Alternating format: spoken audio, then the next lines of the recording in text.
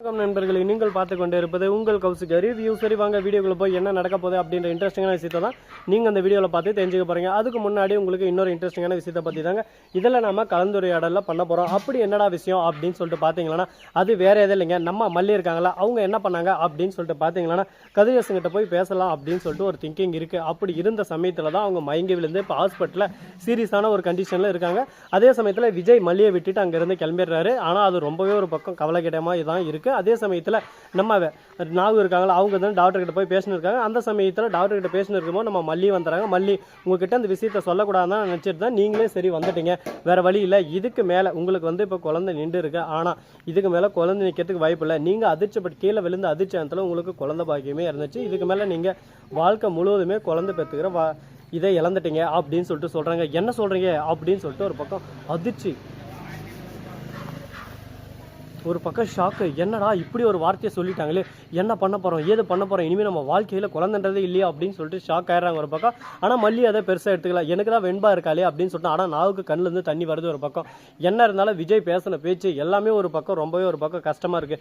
வெண்பா தான் தான் புள்ளன்ற மாதிரியும், இதுக்கும் மல்லிக்கும் எந்த ஒரு சம்மந்தம் இல்லாத மாதிரியும், மல்லி வேறு ஒருத்தி மாதிரியும் விஜய் பார்த்துன்னு இருக்காரு. இந்த ஒரு சூழ்நிலை மாறணும்னா மல்லிக்கும் ஒரு குழந்தை கண்டிப்பாக இருந்து ஆகணும். அப்படி இல்லைனா மல்லி வேற ஒரு வாழ்க்கையை தேடி போகணும். இனிமேல் எந்த ஒரு வாழ்க்கையும் தேடி போக முடியாது. வாழ்க்கையில் நமக்கு குழந்தைன்றதே இல்லையா அப்படின்ற மாதிரி ஒரு பக்கம் நாகு வந்து கதறி கதறி ஆள ஆரம்பிச்சிடாங்க. ஐயோ மல்லி, உனக்கு அந்த நிலைமை வரணுமா? விஜய் தம்பி ஒரு பக்கம் உன்னை கைவிட்டுருவார் மாதிரி இருக்கே. வெண்பா மட்டும் கிடைச்சாலும் சரி கிடைக்கலாலும் சரி, அவர் பேசின பேச்சு எல்லாமே இன்னும் என் மனசுக்குள்ளே இருக்குது.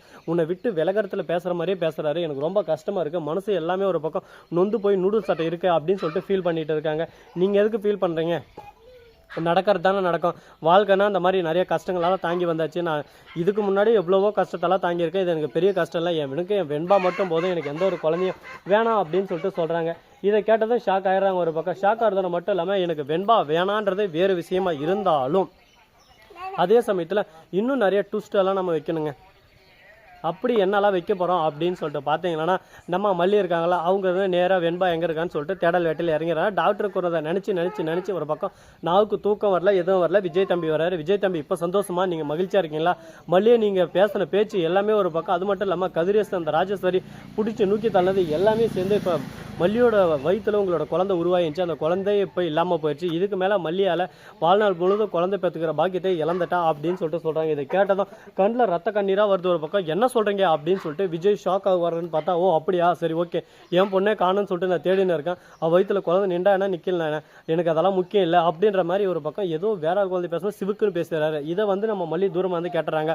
மல்லி அடுத்த செகண்டே வீட்டுக்கு வராங்க. பேகை பொட்டி படிக்கலாம் எடுத்துக்கிட்டு, விஜய் என்னை மன்னிச்சிருங்க, மல்லியை வெண்பாவை எப்படி நான் என் குழந்தையா பார்த்தீங்களோ அதே மாதிரி தான் நீங்கள் எல்லாம் பண்ணுவீங்கன்னு நினச்சேன். ஆனால் நீங்கள் வந்து உங்கள் ஃபோக்கஸ் எல்லாமே வெண்பா மேலே மட்டும்தான் இருக்குது. தன்னை ஒரு அவளுக்கு அம்மாவாகவும் எதுவாகவும் பார்க்கல. நான் ஏதோ வேணும்னு வாண்டடாக எல்லாமே பண்ண மாதிரி நீங்கள் பார்த்துட்டு இருக்கீங்க. இது என் மனசுக்கு ரொம்பவே ஒரு பக்கம் கஷ்டமாயிடுச்சு. இதுக்கப்புறம் உங்ககிட்ட இதை பற்றி பேசி புரிய வச்சு உங்கள் கூட சேர்ந்து வாழுவேன் அப்படின்றத நம்பிக்கை எனக்கு சுத்தமாக போயிடுச்சு. இதுக்கப்புறம் உங்ககிட்ட நான் தேவையில்லாமல் பேச போகிறதும் இல்லை.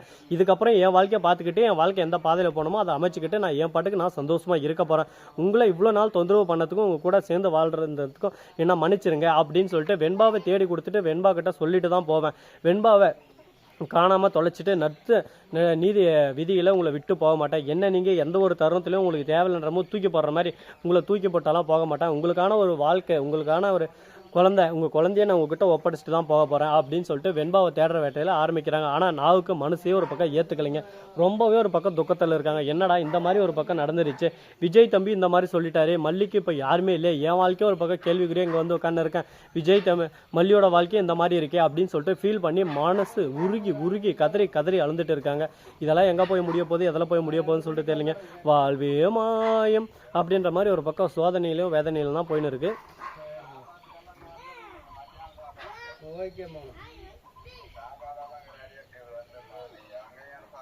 இப்படி ஒரு பக்கம் போயிட்டு வந்தாலும் அதே சமயத்தில் நம்ம தலைவன் விஜய் இருக்கார்ல, அவர் வந்து ஒரு பக்கம் போய் தீபக் கிட்ட பேசினாங்க. தீபக்கும் சொல்லிடுறாரு, இதோ பாருங்கள் தீபக், விஜய் உங்களுக்கு நான் சொல்லி புரிய வைக்க வேண்டியதில்லை, மல்லி உங்கள் மேலே உயிரே வச்சுன்னு இருக்கா, வெண்பா மேலே அதுக்கு மேலே உயிரே வச்சுருக்கா. ஆனால் உங்களுக்கு 2 பேர் மேலேயும் பாசம் இருக்கா இல்லையான்னு எனக்கு தெரியல. ஆனால் வெண்பா மல்லி ஒரு சில நாளாக வெண்பாவை தொலைச்சிட்டு ரொம்ப கஷ்டப்பட்டுருக்காங்க, அவதிப்பட்டுன்னு இருக்காங்க. நான் கண்ணுக்கு எதிராக பார்த்தேன், எப்படி தீபிகா அவள் குழந்தைய தொலைச்சிட்டு துடிச்சாலோ அதே துடிப்பு நான் மல்லியோட கண்ணில் பார்த்தேன். பெத்த குழந்தைய தொலைச்சிட்டு எப்படி ஒரு தாய் துடிப்பாலும் அந்த மாதிரி துடிச்சு அந்த அளவுக்கு வேதனை அவளுக்குள்ளே இருக்குது. நான் தான் மல்லி கிட்ட பேசி வெண்பாவோட வாழ்க்கை நல்லா இருக்கணும், ஃபியூச்சர் நல்லா இருக்கணும், நம்மளோட சண்டைக்கோசரம் குழந்தையோட வாழ்க்கையை நம்ம ஸ்பாயில் பண்ணக்கூடாதுன்னு சொல்லிட்டு நான் தான் அதுக்கு எல்லாமே அறிகுறி சொன்னேன். அது எல்லாமே என்னோட முட்டாள்தனம், என்னோட தப்பு தான், என்னை மன்னிச்சிருங்க. ஆனால் இது எல்லாமே ஒரு பக்கம் சரியாக இருக்குன்னு நினச்சி தான் நான் பண்ணேன். ஆனால் இந்த மாதிரி தவறுதலாக நடக்கும்னு சொல்லிட்டு நான் எதிர்பார்க்கல, நடந்துருச்சு. இதுக்கப்புறம் இதை பற்றி நம்ம பேசி ஒன்றும் நடக்க போகிறதில்ல. இதுக்கப்புறம் இது நடக்காமல் இருக்க நம்ம என்ன பண்ணணுமோ அதை தான் பண்ணணும். இப்போ வெண்பா எங்கே இருக்கா அப்படின்றது தெரியாமல் இருப்பா. குழப்பத்தில் இருக்கிற இந்த சமயத்தில் மல்லிக்கு ஆறுதலாக நீங்கள் தான் இருக்கணும். இன்னும் நீங்கள் மல்லியை மேலும் மேலும் மேலும் கஷ்டப்படுத்தின்னு இருக்கீங்க. இது எல்லாமே நல்லதாக இருக்காது, பார்த்துக்கோங்க. வாழ்க்கையில் ஒருத்தர் நம்ம கூட இருக்கிற போது அவரோட அருமை தெரியாது. போனால் போட்டோம் அப்படின்னு சொல்லிட்டு விலகி போனால் அதுக்கப்புறம் தான் நம்மளை அவங்களோட அருமை தெரியும். ஏன்னா மல்லி எங்கே போனாலும் சந்தோஷமாக இருக்க மாட்டாங்க. மல்லியோட வாழ்க்கை அதோட போயிடும். அதனால் யோசிச்சு சிந்திச்சு என்ன பண்ணணுமோ ஏது பண்ணணுமோன்னு சொல்லிட்டு யோசிச்சு பண்ணுங்கள். இல்லைனா உங்கள் வாழ்க்கையும் கேள்விக்குறியாயிரும், மல்லியோட வாழ்க்கையும் கேள்விக்குறியாயிரும் அப்படின்னு சொல்லிட்டு அழகான ஒரு எடுத்துக்காட்டோட நம்ம தீபக் முடிக்கிறாரு. அதை பார்க்கும்போது ரொம்ப சந்தோஷமாக இருக்குது. இந்த அளவுக்கு பக்குவமாக பொறுமையாக எடுத்து சொல்கிறாரு அப்படின்னு சொல்லிட்டு நல்லா தான் இருக்குது. சரி, ஓகே, இன்னும் என்னென்ன பண்ண போகிறாங்க ஏது பண்ண போகிறாங்கன்னு சொல்லிட்டு பொறுத்து இருந்து பார்க்கலாம். அதுக்கு முன்னாடி உங்களுக்கு இன்னொரு இன்ட்ரெஸ்டிங்கான விஷயத்தை பற்றி தான் நம்ம எக்ஸ்பிளைன் பண்ண போகிறோங்க. அது என்னடான்னு சொல்லிட்டு பார்த்தா அது வேறு எதுவும் இல்லைங்க. இந்த வீடியோ பிடிச்சிருந்தா லைக் பண்ணுங்கள், கமெண்ட் பண்ணுங்கள், ஷேர் பண்ணுங்கள், டிங் பெல்லை தட்டி விட்டு போங்க. அப்போ தான் நான் போகிற அடுத்தடுத்த வீடியோ உங்களுக்கு உடனுக்குடன் நோட்டிஃபிகேஷனில் வந்து கொண்டே இருக்கும். மிக்க நன்றி. தேங்க்ஸ் ஃபார் வாட்சிங். Tata, see you. நன்றி, வணக்கம், வந்தனம், வருக, தருக.